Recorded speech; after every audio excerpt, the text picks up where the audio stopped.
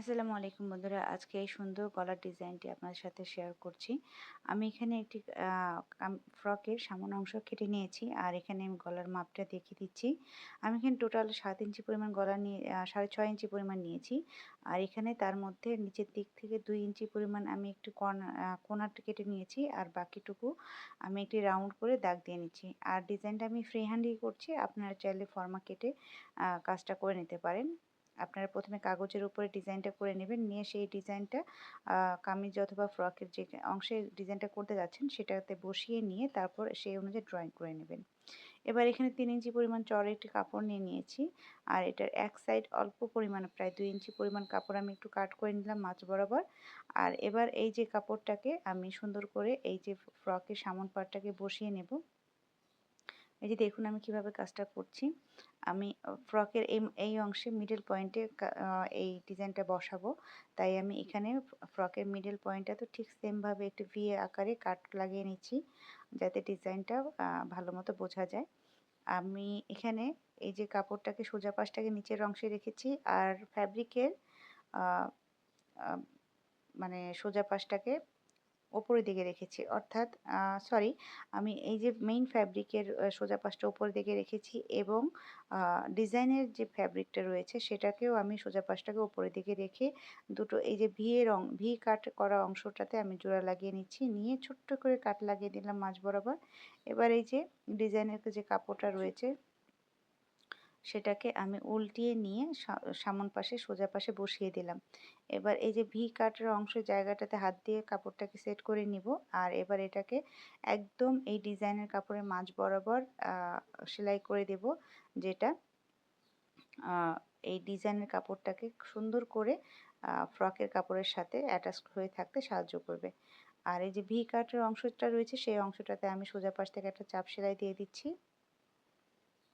এই যে এবার মাঝ বরাবর আমি এই ফ্রকের কাপড়ের সাথে এই ডিজাইনের পার্টটাকে একদম মিডিল পয়েন্ট ইন্ডিকেট করে নিয়ে, আর ফ্রকের মিডিল পয়েন্ট ইন্ডিকেট করে নিয়ে দুটো পয়েন্টকে একসাথে করে ধরে আমি একটা র্যান্ডম সেলাই দিয়ে দিচ্ছি। এটা কিন্তু পরবর্তীতে খুলে ফেলা হবে, যেটা ডিজাইনটা কমপ্লিট হওয়ার পরে আমি এই টেম্পোরারি সেলাইটা খুলে ফেলবো।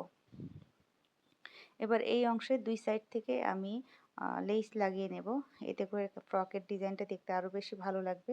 অ্যাকচুয়ালি ডিজাইনটা হচ্ছে সম্পূর্ণ আপনাদের নিজস্ব মনের ওপর ডিপেন্ড করবে, আপনারা কেমন টাইপের ডিজাইনটা করতে চাচ্ছেন। আসলে ডিজাইন যে কোনো ডিজাইনই করেন না কেন, একটা ডিজাইন কমপ্লিট হওয়ার পর কিন্তু দেখতে ভীষণ ভালো লাগে। এই যে দেখুন মোটামুটি একটা কাজ কমপ্লিট হয়ে গেছে। এবার আমি গলার অংশটা সেলাই করছি। আমি একটা পাইপিংয়ের মাধ্যমে এটাকে সেলাই করব। আপনারা চাইলে এই পর্যায়ে কিন্তু বক্রমও সেট করতে পারেন। তো আমি এখানে বক্রম লাগাচ্ছি না। আমি আজকে এখানে পাইপিং দিয়ে কাজটা সেলাই করে নিচ্ছি। পাইপিং দিয়ে সেলাই করে নিয়ে পাইপিংয়ের কাপড়টাকে উল্টো সাইডে একটুখানি মুড়িয়ে নিয়ে আমি সাইড দিয়ে সেলাই করে নিচ্ছি। ভিডিওতে দেখানো নিয়ম অনুযায়ী কাজটা করার ট্রাই করবেন, আশা করি আপনারাও খুব সহজে করতে পারবেন। এবার সোজা পাশ থেকে পটিটাকে পেছনের দিকে নিয়ে আমি একটা চাপ সেলাই দিচ্ছি সোজা পাশ থেকে। আর এটা আমি একটু সময় নিয়ে করছি, কারণ যেহেতু বক্রম সেট করছি না, তাই এখানে ফিনিশিংয়ের ব্যাপার আছে। আর কাপড়ের মেইন ফ্যাব্রিকটা খুব বেশি পাতলা ছিল এবং সিল্কি ছিল, তাই এটাকে ম্যানেজ করে কাজ করাটা একটু কষ্টকর। তাই যারা নতুন আছেন অবশ্যই একটু ধীরে সুস্থে কাজ করবেন, ইনশাল্লাহ আপনারাও খুব সহজে কাজটা করতে পারবেন। আমি দ্বিতীয় সাইডের গলাটাকেও আমি সেমভাবে সেলাই করে নিলাম, আর এই দুটোকে কাপড়টাকে সুন্দর করে আমি উল্টে কিন্তু সুন্দর করে সেলাই করে নিচ্ছি।